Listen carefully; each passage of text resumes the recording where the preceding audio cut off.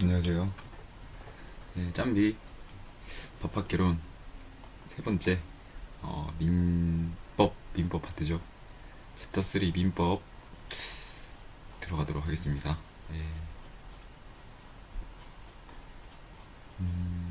지난번까지만 강의를 들었어도 사실 법학개론이랑 1챕터에서 대충 맛보기로 다 다른 법들을 알려줘서 어떤 개념인지 오는데, 그래도 이제 불안하신 분들이나 아니면은 문제를 풀다가 이게 문제풀이 형식이 좋은 게 문제를 눈에 익힐 수 있는데 좀 정리가 안 되는 것 같더라고요. 다른 문제 나오면은 좀 감으로 맞출 수 있나 없나도 긴가민가 하고, 그런 분들은 이제 3챕터, 4챕터, 5챕터, 6챕터, 7챕터까지 다 보시는 게 좋겠죠. 민법인데 왜 민사법이라 하냐? 이 형법도 형사법이라고 나와요, 법학개론에서. 이게 형법이랑 소송법이 다 합친 말이 민사법이라고 정리를 했더라고요. 2022년인가 경찰도 형법이랑 형사소송법 합쳐서 형사법으로 이제 한 과목 출제를 한다고 하더라고요. 좋은 말이죠. 많이 할수록 좋은 거니까. 네. 민사소송은 판사도 판결 내리는데 어려움을 겪는다. 네. 사람 대 사람 사이에서 확실한 기준을 정해주는 게 제일 어렵겠죠. 이게 소송이라는 게 여러분들이 변호사 선임을 해도 똑같은 생각이 들 거예요. 변호사들이 확실한 거는 자기네들도 소송을 안 맡겠죠. 긴가민가 하니까 내가 하면 이길 수 있을 것 같은데 라는 생각이 들면은 이제 소송을 맡고 같이 도와주겠죠. 아무튼 그런 긴가민가한 부분들을 조금 명확한 기준을 써놓은 게 민법이고, 그래도 소송 가면은 이제 소송 절차가 있으니까 그 민법에 대한 소송 절차를 써놓은 게 민사소송법인데, 저는 민사소송법을 내용에 안 넣을 겁니다. 어렵기도 하고, 또 형사소송법을 배우면은 대충 느낌이 와요. 비슷한 개념이, 이런 소송 절차법이 비슷하겠구나. 뭐 제척, 기피, 회피 이런 단어가 또 민사소송에서도 나오거든요. 그래서 저는 챕터 1에서 1절, 2절만 하도록 하겠습니다. 네. 1절 민법. 개인과 개인 사이의 법률 관계. 오답으로 나오면은 개인과 국가 사이의 법률 관계 이런 식으로 나오겠죠.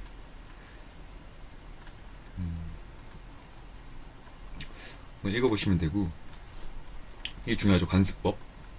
사실인 간습이랑 다른 말이겠죠. 사실인 간습은 여기 나오네요. 서로 그 사람들 간에 반복된 행위를 말하죠. 그러니까 관습은 사회적인 분위기고, 사실인 간습은 사람 대 사람 사이에 개인 간의 반복된 행위.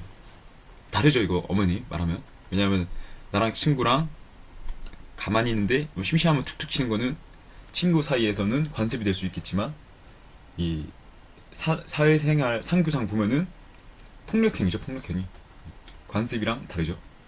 조리, 사물의 본성 또는 도리, 자연의 이치. 자, 관습법이란 사물의 본성 또는 도리, 자연의 이치이다. 틀린 말 되겠죠. 문제가 이렇게 나오나요? 예, 이렇게 나옵니다. 나왔던 개념을 정의를 다른 정의로 섞어서 내거나 아니면은 포인트 하나만 바꾸는 거죠. 예. 근대 민법의 원리, 소유권 존중. 예, 개인의 재산권에 관련된 게 가장 많겠죠. 민법에서는. 또 사적 자치의 원리. 이 파란색 이것만 보면은 조금 이해하기 쉬워요.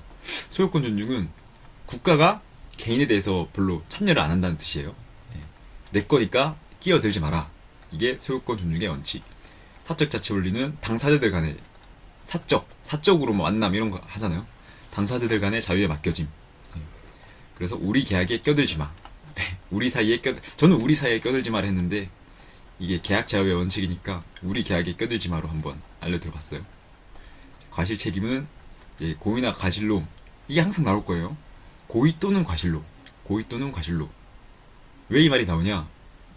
경비법에서도 그렇고 다른 데서도 그렇고, 과실은 사람들이 뭔가 실수로 그랬으니까 봐주자 뭐 이런 느낌을 가진 분들도 있어요. 그게 뭐 도덕적으로는 괜찮게 보일 수도 있지나 책임을 져야겠죠 누군가가. 그래서 고의나 가실 이 중요한 말이죠.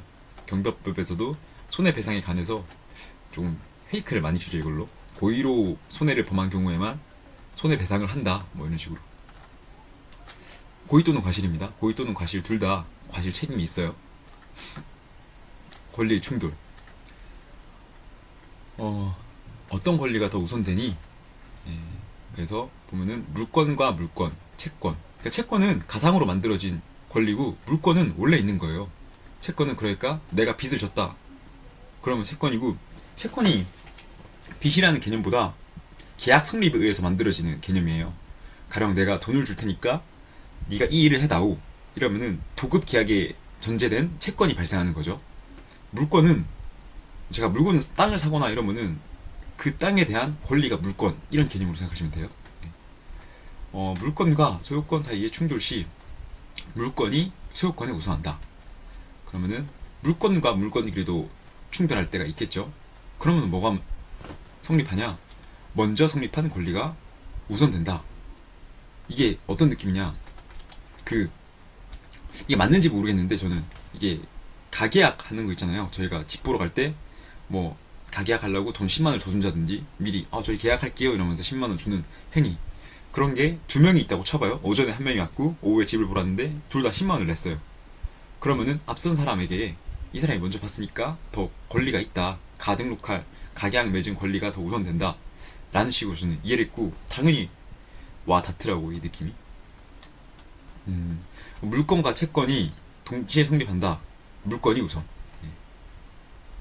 그래서 보면은 물권과 물권 사이에서는 먼저 성립. 그 외에는 물권이 우선. 채권끼리에는 평등. 이걸 외워야겠죠. 채권과 채권은 똑같고 물권이 무조건 이긴다. 물권이 무조건 이긴다를 전제 조건으로 가고 그 다음에 가로로 열어서 단 시기에 있어서는 먼저 성립한 물권이 채권은 채권과 같다. 이게 금방 익힐까요? 이것도 어려운 개념이 아니라서.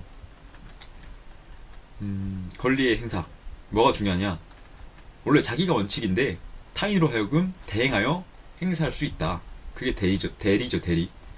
단 권리의 행사는 공공성으로 인해서 제한되기도 한다.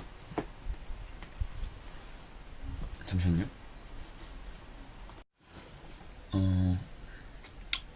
권리의 행사와 한계. 네. 신의 성실. 이거 중요한 문구죠. 이거 그대로 나오거든요. 시험에. 권리의 행사와 의무 이행은 신의에 쫓아 성실히 해야 되며 권리는 남용하지 못한다. 권리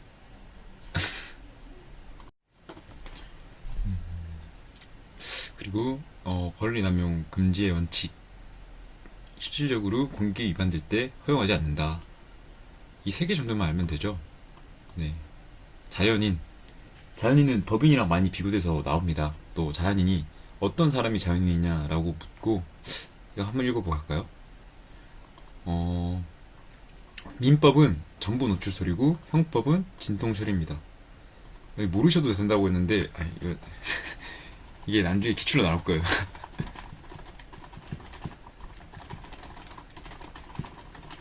어떤 개념이냐면은 사람이 자연인이 된 것에 대한 차이는 민법과 형법에서는 다르게 설명한다 라는 식으로 나와요. 이게 왜냐면 민법에서는 전부 태어나야지 사람으로 봐요.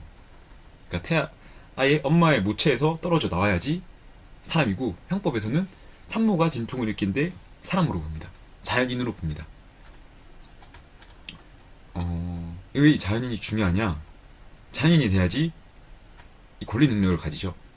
태아도, 그러니까 자연인과 태아를 분리시키고 태아가 자연인이 되는 과정 전에 있는 사람이라 보면은 태아도 태아만의 권리가 있고 태아도 자연인에서 일부의 권리를 가지고 자연인은 그 모든 권리를 다 가지는 거죠. 예. 여기 보시면 태아의 권리 능력으로는 손해배상 청구권, 상속권, 유증을 받은 권리 등 제한된 능력을 인정한다 이거죠. 예. 원칙적으로 태아는 권리 능력이 없습니다. 권리 능력이란 어떤 권리를 가질 수 있고 또 의무를 부담할 수 있는 추상적인 자격이라고 하네요. 그리고 여기서 이 두 개가 중요하죠. 의사 능력과 행위 능력. 왜냐? 의사 능력은 아무나 다 가질 수 있어요. 의사 능력마저 없는 사람을 뭐라 하냐? 뭐라 하지? 피성년 후견인이라고 합니다. 피성년 후견인 아시겠죠? 네. 그리고 피한정 후견인 부족한 사람이죠. 이게 차이를 두자면은 의사 능력과 행위 능력이 모두 부족한 사람을 이제 피성년 후견인 아니면은 뭐 하나만 모자라다 대신 의사 능력은 있대 또 행위 능력이 부족하다 그럼 뭐 피한정 후견인으로 볼 수도 있겠죠. 예. 의사 능력과 행위 능력이 차이가 있다는 거 아셔야 되고 이게 또 대리 관계에 나오면은 설명이 또 나와요. 예. 의사 능력은 내가 생각하고 의사결정할 수 있는 능력, 행위 능력은 내가 법적 행위를 할 수 있는 능력, 뭐 걷고 뛰고 할 수 있는 능력이 아니라 법률 행위를 할 수 있는 능력을 말합니다. 책임 능력은 이제 불법 행위에 대한 책임을 내가 질 수 있는가 이런 거죠. 그러면은 뭐 정신지체인이 법률 행위의 책임을 가져도 될까요? 이 사람이 뭐 징벌을 받거나 이런 것 못하죠. 그분들은 아픈 거니까 치료를 해야 되겠죠. 형벌을 준다기보다. 그래서 책임 능력이 있는 사람은 정상인으로 보시면 되겠죠.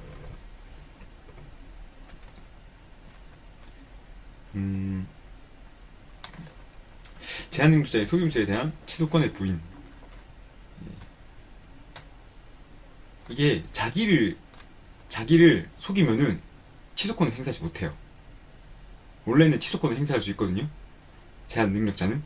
근데 제한능력자가 그러니까 자기가 하자가 있는데 일반인처럼 계약을 하는 것은 이제 잘못된 행위다라는 개념으로 이거는 기출지문이므로 조금 외우셔야겠네요. 좀 말이 어렵죠. 그러니까 자기가 하자가 있는 사람인데 완전한 자기 일반인으로 속여서 믿게 하거나 뭐 법률 행위를 한 것처럼 할 때는 그 취소에 행사를 못해요. 왜냐?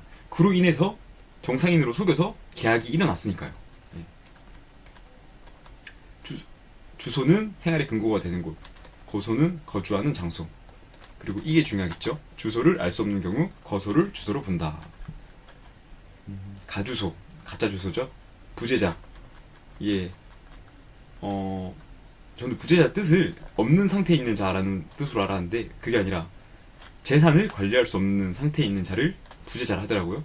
부재 중이라는 개념을 비어있는 상태라고 저는 알았는데 그게 아니라 재산을 관리할 수 없는 상태라고 민법에서는 설명합니다. 관리인의 여부. 관리인이 있으면은 법원이 간섭하지 않고 관리인이 없으면은 이제 이해관계인 또는 검사의 청구에 의해서 재산관리에 필요한 처분을 한다고 합니다. 예. 가정법원은 이해관계인 또는 검사의 청구에 의해 재산관리에 필요한 처분을 명하여야 한다. 실종선고. 이게 나오는 것은 중요한 것은 간주한다는 거. 간주가 뭐죠? 반박이 안 된다는 거죠. 추정은 반박할 수 있는 것이고.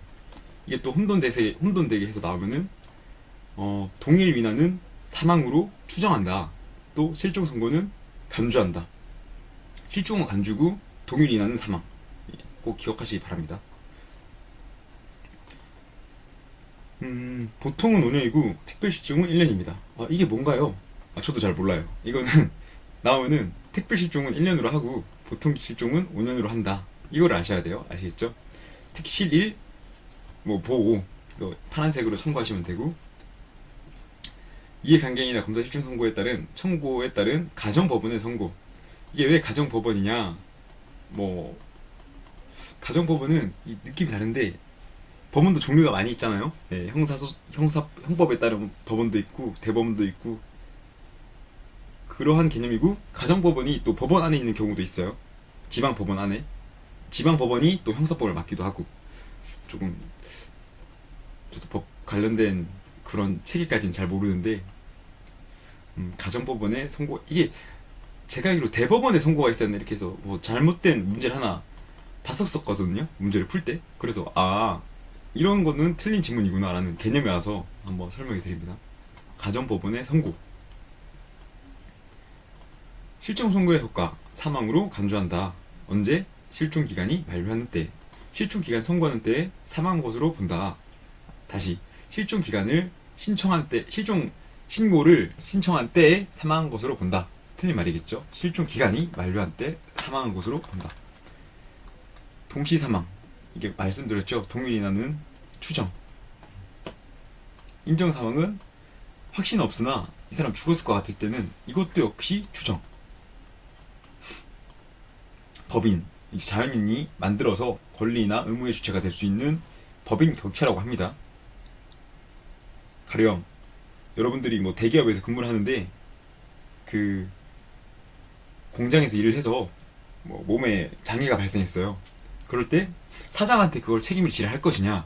아니죠. 여러분들은 여러분이 소속된 회사에 청구를 할 거잖아요. 그것을 그 회사를 법인이라고 보시면 돼요. 법인은 주무관청의 허가를 받고 받으면 끝나는 게 아니라 설립 등기를 해야 돼요. 아시겠죠? 우리도 사람이 법적 권리는 이게 그 주민등록이란 걸 해야지 뭐 성립한다라는 개념이 있잖아요. 그런 거랑 비슷해요. 등기를 해야 성립한다. 사단법인의 설립 요건. 차이는 재단법인과 사단법인의 차이는 재산의 출현이 있나 없나 차이예요. 자, 경비업법 또 가면은 경비협회는 사단법인으로 한다라고 나와 있어요. 예, 재단법인으로 한다면 틀린 말입니다. 여기서 정관 작성이란 말이 나오는데 정관은 이제 뭐 취업 규칙이나 조직 규칙 이렇게 보시면 되세요. 이런 걸 왜 등록해야 돼요? 예. 여러분 회사를 다니면은 법인에 가면은 그 회사 내 규칙이 있어야겠죠. 근데 그거를 회사 마음대로 이제 바꾸고 등록하고 이러면은 여러분들이 재판에 청구할 때 불리하겠죠. 예. 뭐 공인된 그런 것도 없이 회사의 규칙에 상규에 어긋난다. 회사가 유리한 대로 법을 이끌어간다 이런 느낌이 있으니까 등기를 할 때 해라 이런 거겠죠. 미리 써놔라. 그래야지 뭐 법원이 재판을 가도 공정하게 제3자 입장에서 너 등록할 때 이런 규칙을 했었네. 이대로 가야지. 뭐 이런 판단이 나오겠죠.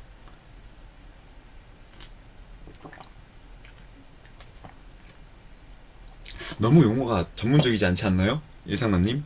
어쩔 수 없습니다.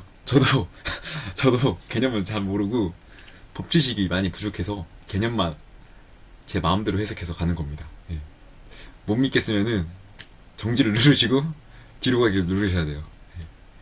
하지만 이게 어차피 기출문제를 푸는 거기 때문에 개념만 익히고 OX로 반복하다 보면은 충분히 6, 70점 넘게 받을 수 있으니까 끝까지 같이 하셔야겠죠.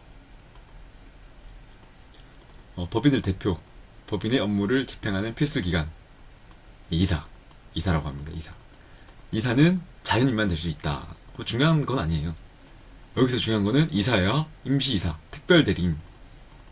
이 필수기관도 익히면 좋겠네요. 필수기관. 예.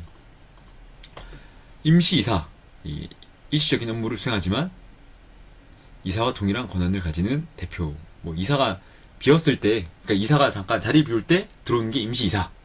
그리고 특별대리인. 이게 법인과 이사의 이익이 상반되는 상황이 있을 때면 나오는 건데, 가령 이사는 자기가 임금이 올라오면 좋겠죠. 하지만 법인 입장에서는 자기네들 돈이 나가는 거기 때문에 안 좋습니다. 그럴 때는 특별대리인이라는 개념을 데려와서 제3자 입장에서 공정하게 추진할 수 있는 그러한 사람을 앉혀놔야겠죠. 그것을 특별대리인. 그러니까 이사의 이익을 막을 수 있는 특별대리인으로 기억하시면 돼요. 이사회, 임시이사, 특별대리인. 여기서 이사회랑 나중에 사원총회랑 조금 또 혼돈되는 지문이 나와요. 무슨 회로 끝나니까 또. 사원총회는 사원 전원으로 구성되는 의결기관으로 최고 의사결정기관이라고 합니다. 이게 제일 중요하겠죠. 최고 의사결정기관. 왜냐? 이사회는 이사 전원으로 구성된 조직으로 최고 의사결정기관이다 라고 또 잘못된 지문 나와요. 우리 또 이사님들에 대한 높은 이미지, 높은 지위라는 개념이 있어서 맞는 말 같거든요. 그 틀린 말입니다. 사원총회가 최고 의사결정기관이에요. 둘 다 필요기관이죠. 예. 자, 통상총회는 1년에 1회 정기적 임시총회는 필요한 경우. 이것도 나오는 지문이니까 기억하시기 바랍니다. 통상총회는 1회 이상 정기적. 1회 이상 정기적. 임시총회는 필요한 경우. 물건이나 유치물 및 전기, 기타 관리할 수 있는 자율력을 말한다. 부동산과 동산. 이거는 다들 아는 개념이라서 그래도 설명해 드릴게요. 부동산이란 토지 및 그 정착물을 말하고, 부동산은 이제 토지에서 위에 설명해 드린 것 같은데, 이제 사과, 나무에 붙어 있는 사과 같은 경우에는 토지에 붙어 있으니까 부동산. 단 사과가 떨어진 경우 움직일 수 있으니 동산.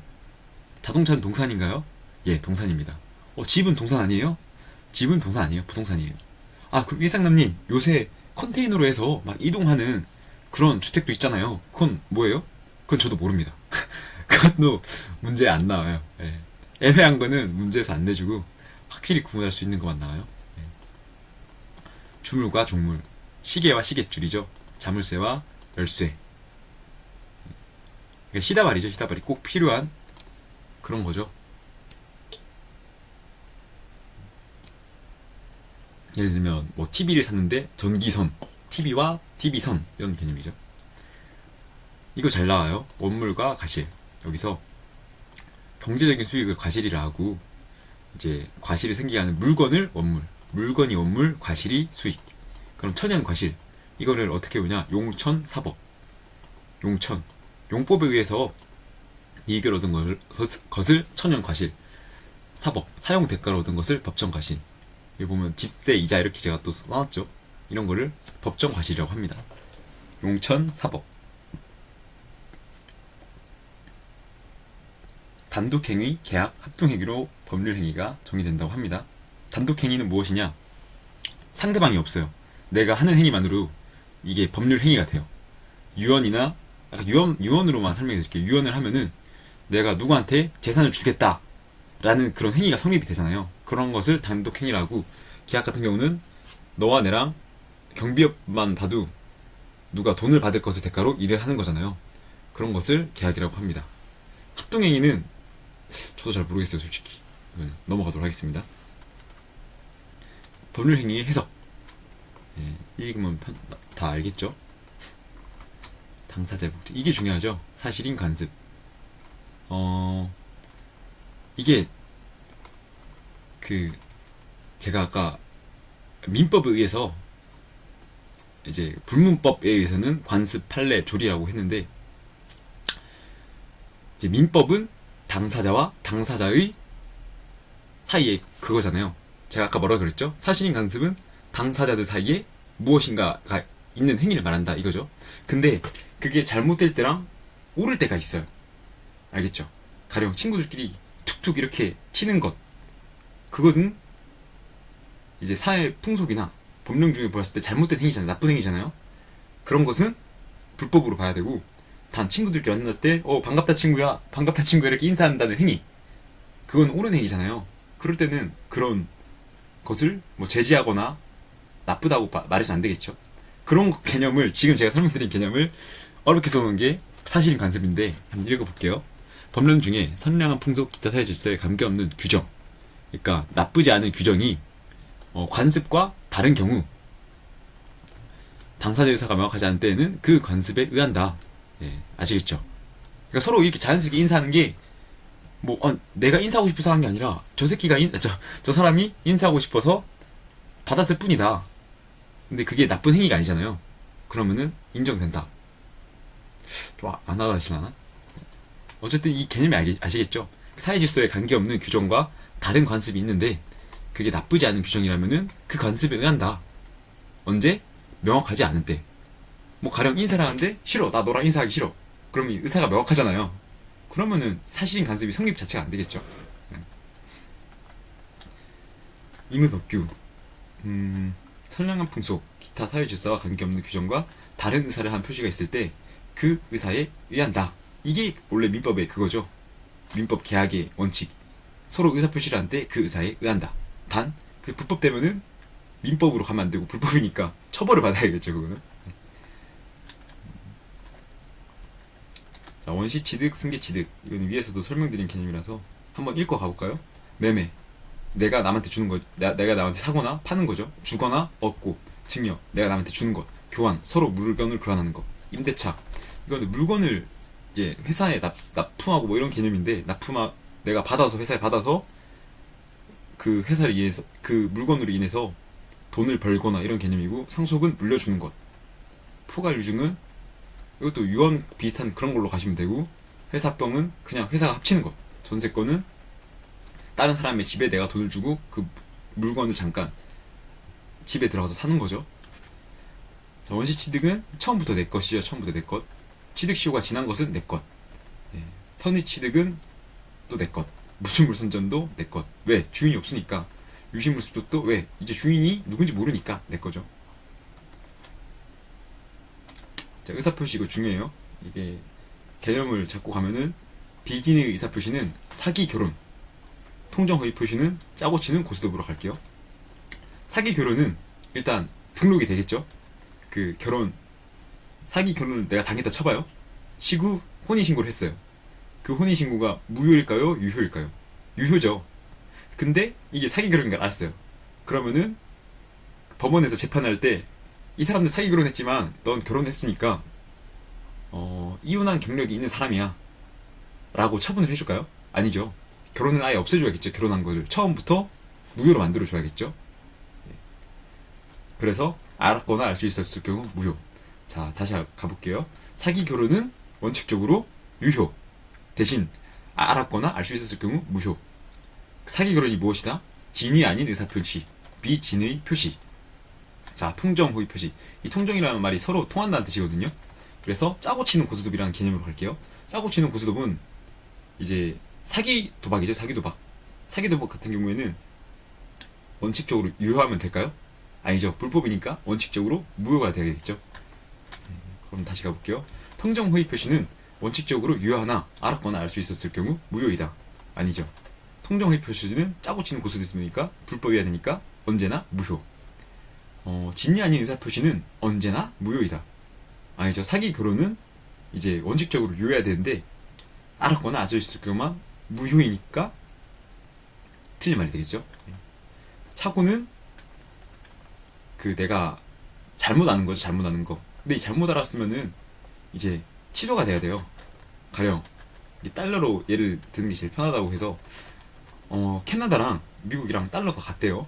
예. 그래서 미국 달러랑 캐나다 달러가 또 환율이 달라요. 이게 가령 캐나다 달러 환율이 캐나다 달러 1달러가 1,000원이면은 미국 달러가 10,000원이라 생각해보세요. 너무 큰가 차이가? 캐나다 달러 1달러가 100원이라고 하면 미국 달러 1달러가 1,000원이라 생각해보면은 이제 계약서를 쓸 때 뭐 캔커피 하나를 1달러에 판다. 그리고 우리는 납품을 1,000개 하겠다 라고 해보세요. 그러면은 캐나다 달러로 갔을 때 이게 1 곱하기 100 곱하기 1000이 되겠죠. 그럼 얼마죠? 10만원이네요. 예, 10만 달러네. 10만 달러. 대신 환율로 가면은 1 곱하기 100 곱하기 1000만원이네. 1000만원 1000만원. 예, 10만원이 10만원. 캐나다 달러 1달러를 하면 10만원이고 미국 달러로 가면 100만원. 그것만 해도 차이가 크잖아요. 이럴 경우에는 취소를 할 수 있어야 돼요. 근데 내가 캐나다 달러인지 알았어요. 가령 가로 열고 달러는 캐나다 달러를 말함 이렇게 계약서에 있으면은 이거는 서로 알고도 한 거죠. 중대한 가실이 있는 경우에는 취소할 수 없다. 아시겠죠? 착오는 정의를 끝까지 내리면은 어쨌든 착오는 취소할 수 있는 견데 있어요. 있는데 중대한 가실이 있을 때는 취소할 수 없다. 이것만 아시고 가시면 되고, 하자 있는 의사 표시. 이게 사기나 강박 등 자유롭지 못한 행위에서 이루어진 의사 표시를 말합니다. 사기는 기망 행위로 착오에 빠진 것. 착오는 뭐라고 했죠? 중대한 가실의 경우에는 취소할 수 없다. 강박은 뭐죠? 협박이나 뭐 강요, 공포심을 가지게 되어서 잘못된 행위를 하는 것이죠. 자, 사기와 강박에 의한 의사 표시는 취소할 수 있다. 취소한다가 아니라 취소할 수 있답니다. 왜냐면은 이게 옛날 같은 경우에도 TV 드라마 많이 보면은 깡패들이 와서 막 부동산 집 안 나가는 집 보고 나가 이 사람들아 이러면서 막 뒤엎고 결국 집주인이 겁먹어서 나가잖아요. 이제 그래 나간다 이러면서 나갔는데 알고 보니까 이 땅값이 폭락한 거예요. 오를 줄 알고 버티다가 나갔는데 폭락을 했어요. 그러면 깡패 입장에서는 야, 우리 이 계약 없던 걸로 하자. 다시 그 돈 줘. 이렇게 했을 때 집주인 입장에서는 당연히 싫죠. 야, 싫어. 미쳤냐? 이러면서 막. 왜냐면 자기는 손해를 안 봤으니까. 그러니까 취소할 수 있다겠죠? 취소한다가 아니라. 왜냐면 이거는 사기와 강박에 의해서 이런 행위인데, 취소한다가 돼버리면은 집주인은 손해를 다 가져가는 거고, 취소할 수 있다면은 취소를 안 하면 되니까 손해를 안 받는 거겠죠? 그래서 사기와 강박에 의한 의사표시는 취소할 수 있다. 정리 한번 하고 갈게요. 자, 사기 결혼은 뭐다? 원칙적으로 유효. 대신 알았을 경우 무효. 이게 뭐다? 비진의 의사표시. 진이 아닌 의사. 통정호의 표시. 짜고 치는 고스톱은 언제나 불법이니까 무효. 또 착오. 내가 속은 건데 이게 중요 부분에 착오가 있으면은 취소할 수 있다. 단 착오에 중대한 가실이 있는 경우에는 취소할 수 없다. 자, 하자 있는 의사표시는 원칙적으로 취소할 수 있다. 네, 아시겠죠? 도달 주의. 상대방에게 도달할 때부터 효력이 발생. 그러니까 우리나라 민법은 효력은 상대방에게 도달한 때부터 효력이 발생한다. 이런 개념만 잡고 가면 돼요. 왜 이렇게 많어? 문제가 언제 나와? 이 문제 너무 많이 남아서 일단 원래 문제를 바로 풀고 싶었는데 개념 설명 강의로 지금 정지를 한번 하고 다음 강의에서 다 설명하도록 하겠습니다.